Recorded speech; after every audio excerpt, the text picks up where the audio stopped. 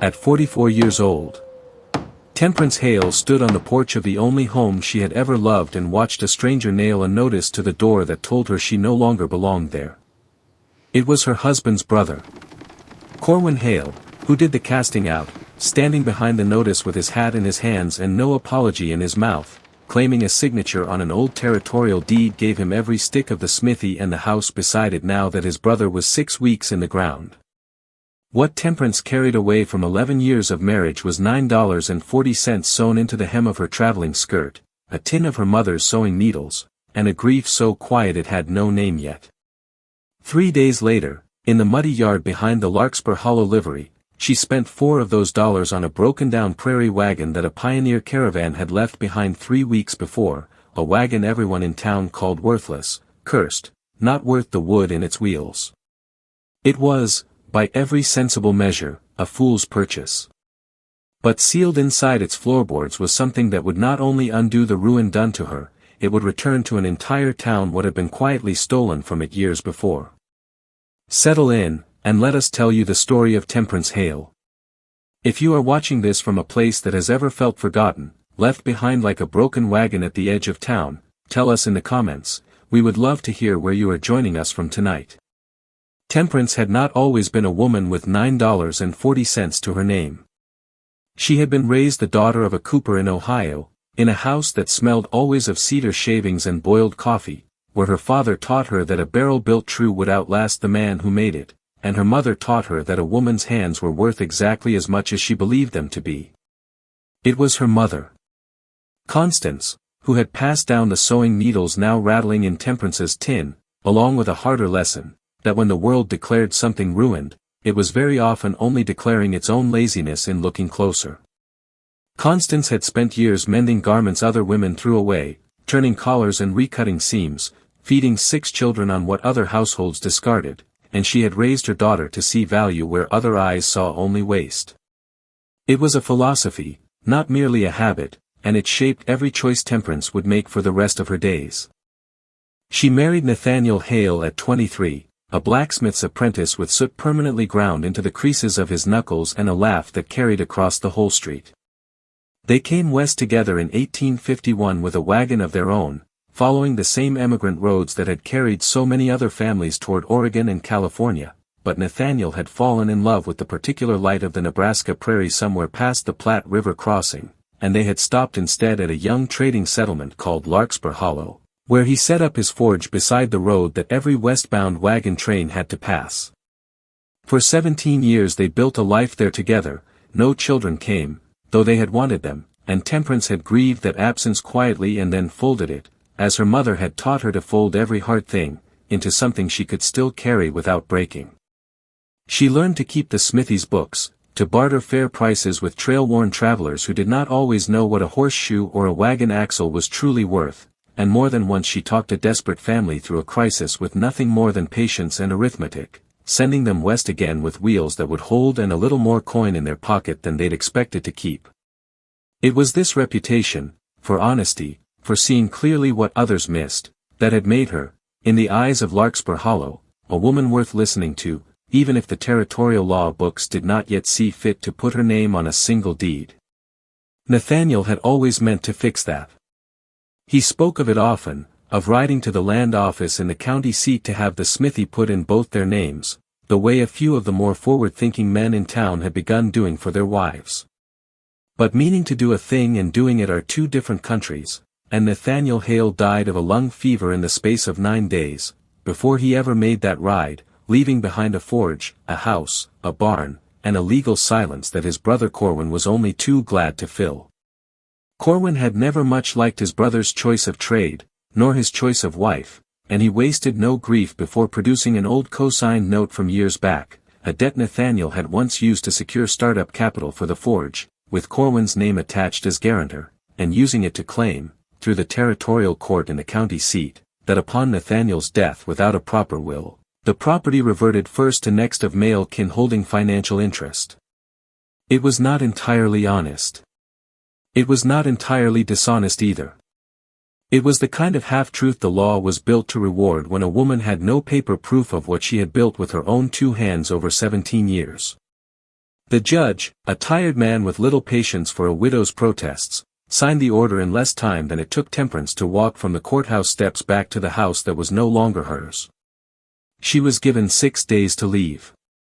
She spent them the way her mother would have, not weeping, though there was weeping in the nights when no one could see it, but sorting, salvaging, deciding with a clear cold eye what small things could be carried and what would have to be surrendered to a brother-in-law who would not meet her gaze.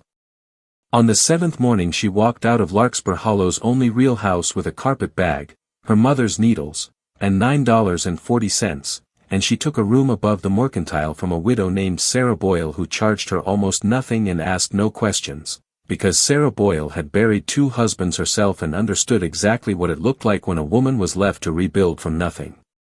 For 3 days Temperance walked the length of Larkspur Hollow's short main street, offering her bookkeeping skills, her mending, her steady hands, to anyone who might have coin to spare, and found mostly polite refusals, because a town so close to the frontier's edge had little coin to spare for anyone.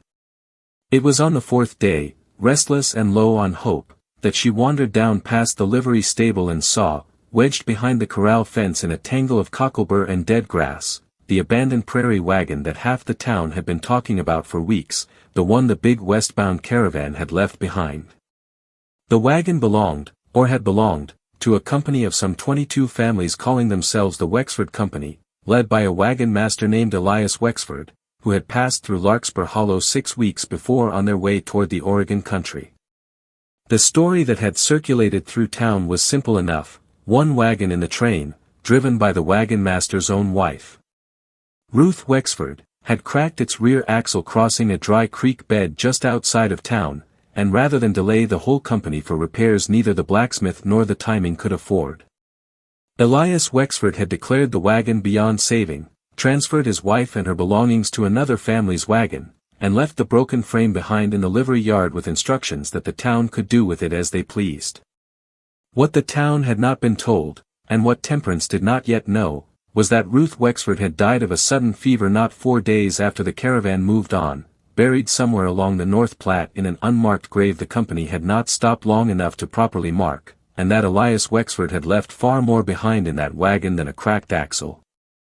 The livery owner, a heavy-set man named Otis Pruett, had stored the wagon against unpaid fees the caravan never settled, and when 3 weeks passed with no word and no payment, he decided to auction it off rather than let it rot uselessly in his yard.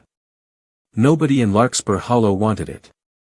A blacksmith named Foster looked it over and pronounced the axle a lost cause and the wheels not much better, and even the scrap dealer who traveled through twice a year offered only $1.50 for the iron fittings alone. It was Temperance, standing at the edge of that small, unenthusiastic little auction with her 4 remaining dollars folded in her palm, who raised her hand and offered the whole sum for the whole wagon, over Otis Pruett's raised eyebrows and the amused murmurs of the 6 or 7 men who had gathered to watch. She could not have explained fully, even to herself, why she did it. Perhaps it was her mother's old lesson rattling loose in her chest, that the world calls a thing ruined too quickly, too easily, when what it really means is that no one has taken the time to look closer. Perhaps it was simply that $4 was all she had left to spend on anything, and a wagon, even a broken one, felt like the beginning of a trade she might yet learn to make her way through. Otis Pruett took her $4 with a shrug and told her she was welcome to haul the ruined thing wherever she pleased, so long as it was off his lot by the week's end. It took her the better part of 2 days, with the help of a boy named Danny Boyle, Sarah's grandson, and a borrowed mule, to drag the wagon around behind the mercantile where Sarah agreed to let it sit in the yard. It was there, on the 2nd evening, with the light going long and gold across the prairie grass, that Temperance began the slow work of cleaning it out, sweeping years of trail dust and dead leaves from its bed, checking each board for rot, running her palm along the underside of the frame the way Nathaniel had once taught her to check a horseshoe for hidden cracks. It was in doing exactly this, pressing her palm flat along the wagon's floorboards, feeling for weakness, that she noticed one board near the front, just behind where the driver's bench would have sat, gave slightly beneath her hand in a way the others did not, as though it were not quite nailed down the way its neighbors were. She knelt in the dying light and worked her fingers along its edge until she found the seam, a hairline gap disguised beneath a smear of old axle grease, and when she pried the board loose with the flat of Nathaniel's old chisel, one of the few tools she had managed to keep, she found beneath it a shallow hollow built into the wagon's very frame, no larger than a small trunk, and inside that hollow, wrapped in oilcloth gone stiff with age, a tin document box, a bundle of letters tied with faded blue ribbon, and a leather ledger whose cover had been embossed, long ago, with the single word Founders. Her hands trembled as she lifted the ledger free. The first page, in a careful, looping hand, read, "This book belongs to the Founders Fund of the Wexford Company, entrusted to the keeping of Ruth and Wexford, that it may serve the purpose for which it was given, a school, a refuge, a beginning, for whichever families among us settle first and have need of it." What Temperance found, over the course of that evening and the 2 sleepless nights that followed, was not the work of a single woman's private savings, but the pooled hope of an entire company of families. The ledger recorded, in careful columns, contributions from every household in the Wexford Company, $5 here, 10 there, a wedding ring surrendered by one widow, a pocket watch by an old bachelor with no children of his own to leave it to, all of it gathered over the 2 years the company had spent organizing itself back in Missouri, meant to be carried west and used, upon their arrival, to build the very first schoolhouse of whatever settlement they founded.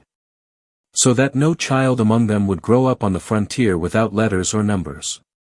Beneath the ledger, folded into a second oilcloth wrapping, Temperance found the fund itself, $211 in coin, an astonishing sum for that time and place, along with a small velvet pouch of gold dust that one family had panned from a Colorado creek before joining the company. The letters told the rest of the story, and it was the letters that made Temperance sit back on her heels in the lantern light and press a hand to her mouth. They were written by Ruth Wexford to her sister back in Missouri, over the 2 years of the company's planning, and in the last 3, written in the weeks before the Caravan ever reached Larkspur Hollow. Ruth's careful hand grew tighter, more urgent. She wrote of her husband Elias's growing debts from card games played at every trading post they passed, of money missing from company funds he was meant only to safeguard, of arguments behind their wagon canvas that the whole company pretended not to hear. "I have moved the Founder's box where he cannot find it," one letter read, "for I fear that if his losses grow much worse, he will tell himself it is only a loan, and a loan he means to repay, and never repay it at all. I have told no one but you, sister, for I do not yet know who among the company I can trust with such a thing, and I would not see 2 years of every family's hope undone by one man's weakness. If anything should happen to me before we settle, look first to the wagon, beneath the driver's board." Ruth Wexford, it seemed, had died before she ever found the chance to tell anyone else. And when her axle cracked and Elias declared the wagon beyond repair, he had done so. Temperance would come to understand, not because the wagon was truly ruined, but because he could not risk the company's blacksmith examining it too closely and discovering that the axle's crack, though real, had been deepened deliberately with a chisel, sabotaged just enough by Elias's own hand to justify abandoning a wagon he could no longer bear to travel beside, carrying as it did both his dead wife's memory and, he feared, evidence of what he had already begun stealing. He had left it behind meaning to return for it quietly once the company was well settled elsewhere, to slip back into Larkspur Hollow under some excuse, buy the worthless old wagon back for a few dollars from whatever fool had claimed it, and recover what remained of a fund he had already begun secretly diminishing. He had not counted on Temperance Hale looking closer than everyone else. For 2 days she told no one, turning the discovery over in her mind with the same careful arithmetic she had once used to balance the Smithy's books, trying to see the whole shape of it before she moved. She was not a fool, she understood that $211 and a pouch of gold dust, found in a wagon she had legally purchased for $4, was hers by any plain reading of the law, more money than she had seen in one place in her entire life, more than enough to buy back a life Corwin Hale had taken from her. The temptation, she would later admit to Sarah Boyle in the quiet of the mercantile kitchen, was not weightless. But every time she opened the ledger and read the names recorded in those careful columns, the Whitfields, the Ostranders, the widow Cobb who had given her wedding ring, the bachelor Yancey who had given his pocket watch, she heard her mother's voice reminding her that a thing's true worth was rarely what it appeared to be worth to the person who first threw it away, and that stealing a stolen thing back from its rightful owners, even by accident, even by simple silence, was no better than what Elias Wexford himself had already done. She decided, on the third morning, to bring the discovery to Judge Elias Marsh, no relation to the wagon master, a coincidence of names that struck her later as almost cruel, the circuit judge who rode through Larkspur Hollow twice a year to settle disputes too large for Otis Pruett's informal handshake justice. It was a decision that would cost her more than she expected, because word of a widow's strange find traveled through a small town faster than any wagon ever could, and by the time Judge Marsh arrived 9 days later, half of Larkspur Hollow had already formed an opinion about what ought to be done with Temperance Hale's fortune. Corwin Hale was, unsurprisingly, among the loudest of those opinions. He arrived at Sarah Boyle's mercantile with 2 men from the county land office in tow, arguing that any property found upon or within a wagon legally purchased and titled to Temperance Hale's name belonged outright to her, a position that would have delighted her entirely had it not been so plainly hypocritical coming from the same man who, months before, had used the thinnest legal technicality to strip her of a house and forge she had built with 17 years of her own labor. He was not arguing out of any sudden respect for her rights, he was arguing because he had already begun quietly proposing, to anyone who would listen, that as her nearest kin by marriage he ought to be entitled to a portion of whatever windfall she claimed, and he grew red-faced and sputtering when Temperance calmly informed him, in front of half the town gathered outside the mercantile, that she intended to do no such private claiming at all. Others in town were gentler but no less pointed in their concern. Otis Pruett worried aloud that if word spread of buried fortunes in abandoned wagons, every drifter and speculator on the trail would descend on Larkspur Hollow hunting for more. The Reverend Aldous Finch, a thin and earnest man newly arrived to tend the town's small congregation, suggested delicately that perhaps the fairest course was to let the court simply award the money to Temperance outright and be done with the matter, sparing the town the trouble of tracking down 22 families scattered somewhere along hundreds of miles of Oregon Trail. And it was into this uncertain, murmuring town that Elias Wexford himself rode back, 11 days after Judge Marsh's arrival, having heard, through channels never fully explained, though Temperance always suspected Corwin Hale's loose tongue had reached further than he intended, that the wagon he'd left behind in Larkspur Hollow had yielded up more than anyone expected. He arrived thinner than the man described in Ruth's letters, his eyes darting and unwilling to settle long on any one face, and he told a story to Judge Marsh that was, on its surface, almost convincing, that the Founders Fund had been his own idea from the start, that his late wife had merely been its appointed keeper on his behalf, and that as the company's rightful leader and Ruth's widower, the fund and all its contents ought by rights to return to him, to be carried onward and delivered to whichever remaining families of the Wexford Company he could locate. It was a claim built to exploit exactly the gap Ruth had feared, that no one else in the company had known enough, soon enough, to stop him. But Ruth Wexford, in her quiet foresight, had left more than gold behind that hollow board. Temperance produced the letters before Judge Marsh, reading aloud, her voice steady though her hands were not, the passages in which Ruth had recorded her husband's debts, his gambling losses at the trading post in Fort Kearney, his growing habit of borrowing from the very fund he claimed now to have invented. She produced also the ledger's final pages, where a second, more recent hand, not Ruth's, and not Temperance's, had begun making small, unexplained withdrawals in the weeks before the wagon's axle cracked, entries with no corresponding purpose noted, entries that matched almost exactly the dates recorded in a tavern's own crude account book back in Fort Kearney, which Temperance, with Sarah Boyle's help and a letter sent ahead by the next eastbound rider, had managed to have confirmed within days. It was not, in the end, a difficult case for Judge Marsh to decide, though it took the better part of an afternoon to walk through it properly. Elias Wexford's claim collapsed under the weight of his own dead wife's careful handwriting, and when 2 families from the original Wexford Company, the Ostranders and the widow Cobb, both of whom had settled only 40 miles further on rather than continuing all the way to Oregon, rode into Larkspur Hollow in response to letters Temperance had sent out at her own expense, their testimony sealed the matter entirely. They confirmed every detail of the fund's founding, confirmed Ruth's role as its trusted keeper, and confirmed, with a kind of grim satisfaction, that they had long suspected Elias of dipping into company money and had simply lacked the proof to say so aloud. Judge Marsh ruled, in the end, that the Founders Fund remained exactly what it had always been intended to be, not Temperance's private fortune, not Elias Wexford's inheritance, but the collective property of the families who had built it, to be used for its original stated purpose. And it was here that Temperance Hale made the choice that would define the rest of her years in Larkspur Hollow. Rather than simply distributing the money back among scattered families who had, by then, mostly settled and built their own smaller lives elsewhere, she proposed, with the blessing of the two families present, who agreed readily once they understood her reasoning, that the fund be used exactly as Ruth Wexford had first imagined it, to build a school. Not somewhere far off and half imagined, but right there in Larkspur Hollow, the town where the wagon had been left behind, where Temperance herself now had nowhere else to call home, and where a dozen local children were currently being taught their letters, when taught at all, in the back room of the mercantile by Sarah Boyle in whatever spare hour she could find.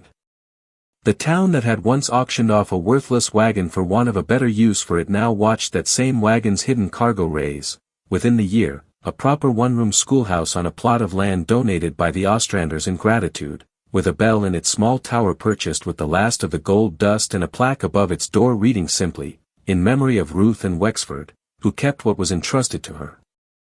Elias Wexford, stripped of any claim and thoroughly exposed before the very families who had once trusted him to lead them, rode out of Larkspur Hollow under a cloud he had built entirely himself, and the town, small as it was, made certain word of his conduct traveled ahead of him to whatever settlement he next tried to call his own, not out of cruelty, but out of the same plain, patient justice that had guided Judge Marsh's ruling. As for Corwin Hale, he found that a town which had watched his sister-in-law's honesty laid bare before a judge and a gathering crowd was no longer quite so willing to overlook the thin technicality he had used against her, and though the law never undid what he had taken. Larkspur Hollow's opinion of him shifted in ways that cost him customers, goodwill, and eventually the smithy itself, which he sold within 2 years to a younger blacksmith and left town altogether, unable to bear the weight of neighbors who now looked at him the way one looks at a debt long overdue. Temperance Hale, meanwhile, was asked by the town's small school board, newly formed for the occasion, to serve as the schoolhouse's first teacher, a role she had never imagined for herself but accepted with the same steady hands she had once used to balance a blacksmith's books and sew a mother's mending. She moved from Sarah Boyle's spare room into a small teacher's cottage built beside the schoolhouse, and it was there, years later, that she would sometimes tell the story to new arrivals passing through on the very trail that had once carried the Wexford Company west, the story of a woman cast off at 44 with $9.40, who spent 4 of them on a wagon nobody wanted, and found beneath its floorboards not a fortune to keep for herself, but a debt to a dead woman's trust that she was, in the end, honored to repay. It is worth remembering, as we close this story, that Temperance Hale began this journey as a woman the world had declared without value, cast off from her home, her marriage, her legal standing, much the way that wagon had been cast off at the edge of a livery yard, pronounced worthless by every eye that passed over it without truly looking. But it was precisely because she understood, in her bones, what it felt like to be dismissed too quickly that she was able to see past the broken axle and the cockleburr and recognize what others had missed entirely. She did not restore the Founders Fund because the law demanded it of her, no law would have punished her for keeping it. She restored it because she remembered, in that quiet hollow beneath the driver's board, exactly what it meant to have something precious in you go unseen, and she could not bring herself to do to Ruth Wexford's memory what Corwin Hale had done to her own life's work. In looking closer at a wagon everyone else had already given up on, Temperance Hale gave a whole town back its future, and gave herself, at last, a place to belong. Thank you for spending this evening with us and with Temperance Hale. If her story moved you, we'd be grateful if you'd share it with someone who needs a reminder that overlooked things, and overlooked people, often carry more worth than the world first assumes. Before you go, we'd love to know, what is a time you found real value in something, or someone, that others had already written off? Tell us in the comments below, we read every one, and your story might be exactly what someone else needs to hear tonight. Until next time, stay close.